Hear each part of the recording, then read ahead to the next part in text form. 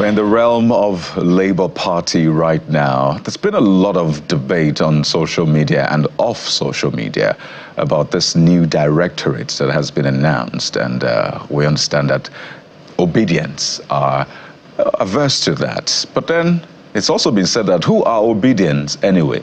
We'll get all of those definitions and at least clarity to that matter this morning. We have joining us via Zoom Dr. Yunus Atiku, who's the chief spokesman of Obidati organization. He's live with us via Zoom. And right here in our studio is Dr. Arabambi. Gentlemen, good morning and welcome to the Morning Brief. Good morning. Well, thank you for having me. Let me start with you, Mr. Arabambi. First, are you obedient? No, I'm not a member of the I'm a member of the Labour Party. So you're not obedient? No. Okay. I'm not. But let's also deal with the your position in the party, because we know it has been under contention, and that's why you notice I just called your name. So you have Mr. Obiora, and there's you as well. Who is the National Publicity Secretary of the Labour Party? So we can clear that before we delve into the other matters. Well, I have the instruction of the National Chairman to be here this morning. Which National Chairman? Of course, Julius Abure, in my capacity as the National Public Secretary, and I will, shed more light on that in the course of the program. Okay, so just to be clear, because those are things we need to take out of the road before we move forward. I have a lot, yes. You and Mr. Abure, you are in talking terms now. You are now back together. Yes, 100%. But does he have a right to appoint who the publicity secretary? Isn't that the No, I've been appointed before. It was disobedient Peter Obi, that actually came to alter the status quo, and we've been able to know who is our foe, who is our friend. So we, the original chieftain, owner of Labour Party, all of us have come back. There was a convention that he emerged the National Publicity Secretary. Who? Mr. Ifo. Yeah, that's why I said, there are a lot of, explanation, to that. And that's why you see us coming back. The argument here is it's great to hear that you and Mr. Abure are in the same ship. Yes. That's a good thing. Some level of stability, perhaps. But Mr. Julius Abure is the chairman of the party based on the convention. No, not based on the convention. Based on our neck in Benin. Is that on our neck in Benin? So what happened to the convention that happened? Precisely. You see, the convention. There have been a lot of issues because, there was a restraining order. Remember, in last year, but it was this same Mr. Peter Obi, NLC, that actually, push Julius Abure to disobey that court order until when the Court of Appeal set aside that order in March this year. And when a court give an order, you must obey it, whether it is against you or it is for you. So these same people are now the one even saying we have suspended Abure, somebody has removed Abure, even when they knew all of them planned the convention together, but something, between them happens, and that was why you see Mr. Peter Obi coming out to say, oh, I'm not going to regulate the convention.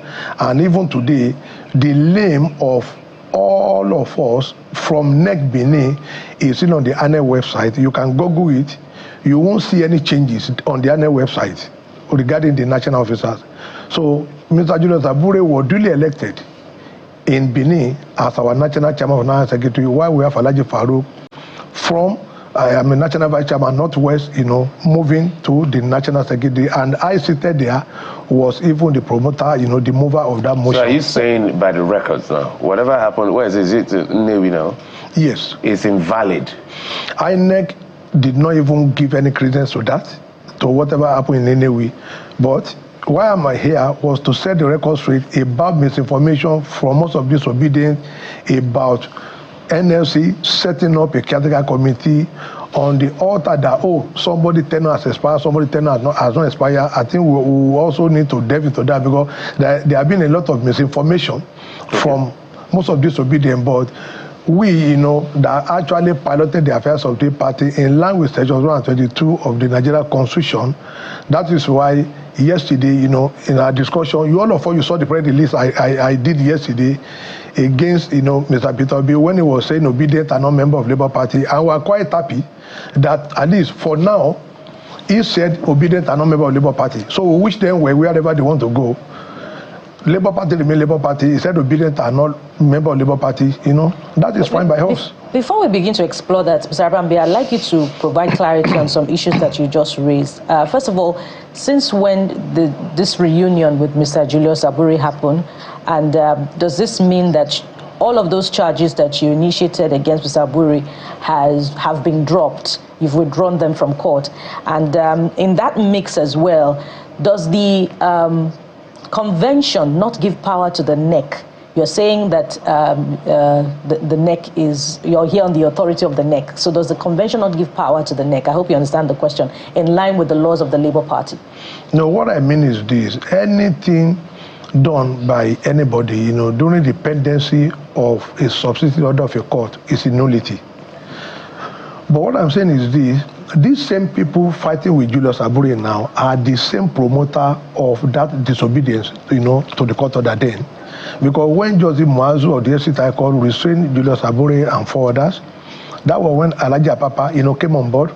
But Mr. Peter Obi quickly organized a NEC meeting in Asaba, for expulsion, for suspension. But when the Court of Appeal, gave the judgment in favor of Julius Abure, we are law-abiding, we won't, told the part of anybody, disobeying court order. Because it's going to bring anarchy. That was respected, and we as a party, all of us decided to come together, it's someone for a peace meeting between us. And that was when we got to know that the obedience they are talking about, they even have their own hidden agenda. And that hidden agenda is not in consonant with the spirit and letter of those of us in Labour Party. And that what causes the division between them and Julius Abure. So the thinking now. So when did this reunion happen, and have you withdrawn all those charges against Mr. Abure? As we speak now, we are 100% with Julius Abure, Alhaji Apapa, all of us, all of us in crisis, because it's happened in APC, it's happened in PDP, but are you getting me? All of us, we are back, to the party, so that we will now be able, to push aside, all these political party strangulators. The question is, have you dropped the charges? It's a straight question. No, we are not the one, that, fight the charges. But you brought the charges even on to live studio. That's what I'm saying. To them. No, we were not the one that brought the charges, it was the police, that put the charges. But do not forget, why those charges were subsisting, including thank God that will come online now, all of them came here, another TV station, to say, oh, Court of Correctional Jurisdiction are not found Abure guilty. That was, what they were promoting then, even including Peter Obi and LNC Joe Ajaero. And do not forget, it was in that same secretariat that Joe Ajaero invaded that secretariat against us, calling us all manner of names, including rodent. It was in the same secretariat that NSC invaded, to ask Abure to leave. It was in the course of it that, okay, we have to go the way of PDP and APC, settle our own, the remaining is with the police. But politically, we will not allow, the crisis, to fester for so long that we will not allow Mr. Peter Obi to take a part to go and join Atiku, just like the way they are doing. So we knew their plan, and that's why we also said, oh, we need to explore political solution for, between ourselves. And when Court of Appeal, reinstated Abure, and he called for a peace meeting, we thought we don't have any choice that to say, oh, he called us that, oh, we must not allow most of these, political gladiators to take away the party. They want to seize the party, just for them to use it in 2027. Please, my brother, come together. Let us all come together. Let us all become one body. Since Court of Appeal just set aside that, purported, the judgment in March 2024, every other thing done between March 2023 to 2024 by Julius Abure, is a nullity. So that was why he called all of us to come together. Let us all come together at least and form a formidable front. So as we speak now, right, all of us in Labour parties, we have become one body against the obedient and Mr. Peter Obi. So you don't believe that Mr. Abure is a forger? I remember that case, perjury. No, I said forgery. that is pending before the police. But you personally don't believe he forged anymore? So you are not getting us. The matter is pending. I know, but you personally, do you used to see him as a someone who forged? Because that was what you were saying, that the police has evidence. The incident happened and the police are investigating. Okay. Are you getting me? So, but for you, but for us, as far as we are concerned, now as a political party, if Peter Obi himself, did not see any reason with us then, and the police, are yet to, carry out the investigation, and even the court said no, this man, we set him free. For this better known to them, because I am not here to criticize, the judgment.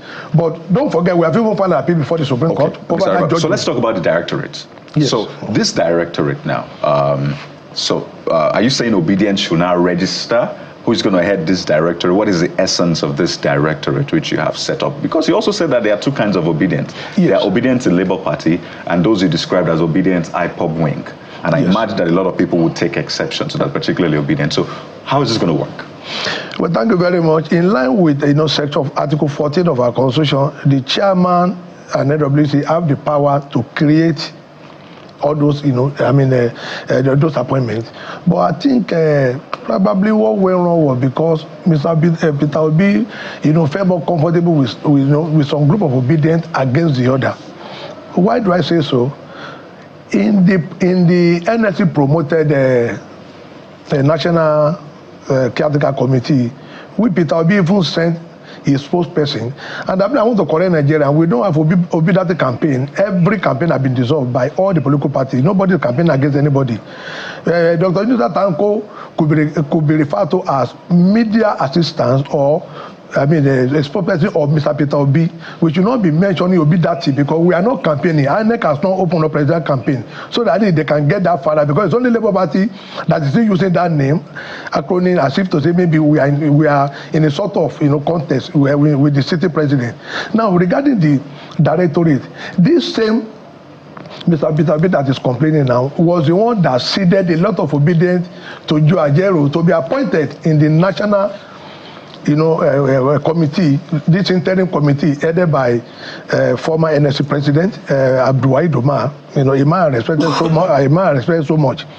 But when Julius Aburi and us, we sat together that okay, there are some obedient that said, look, we don't like the way Mr. Peter Obi is going. Let us pitch our tent here so that we can have a new Nigeria of our dream. Then he now came out to say, oh, obedient are not loyal to anybody. Now, if you are not loyal to anybody, then who submitted the list to Joe Ajero for them to be appointed as member? I have their names here. Member of the National Caretaker Committee. Even though it is illegal, they know. Mr. Peter Obi supported it. He supported it 100%. He sent Dr. Atiku there to go and meet them. He supported it. Dr. Atiku even read his own statement there, during the inauguration, of people I will call. So from what we're seeing now, Mr. Arabambi, the war has moved from Mr. Lamidi Apapa, yourself, Mr. Arabambi, against Julius Abure and his team, to now you, Julius Abure, against Peter Obi and the obedient movement. Is that what we're dealing with? Yes, that is what we are dealing with presently now, because they have a mission to use Labour Party as a tool to destabilize Nigeria, and that is what Abure told them. No. Nigeria might be surprised that what they call the friction between Julius Abure and Mr. Peter Obi, it is just simple for one singular reason. Julius Abure will not allow anybody to promote Labour Party as a party that will divide Nigeria in future. Right. That was the division, and he has to retrace his head back, to. Sorry, Kyle, just before he goes, what happens to Oluchi? Is she part of your team?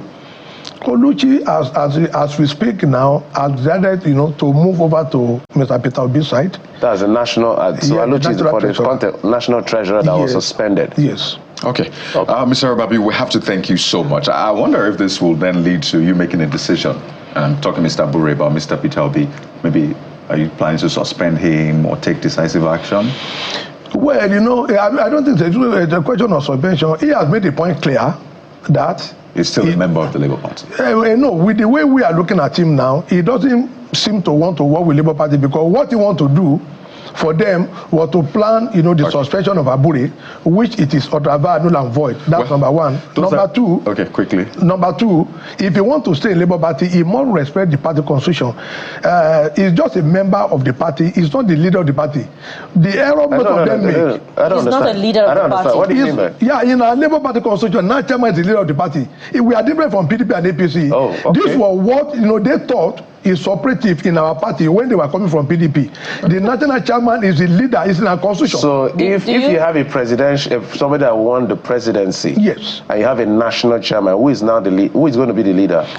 Our constitution does not, No. He's the national chairman. And let me tell you, we have a president. My father, was a member of UPN.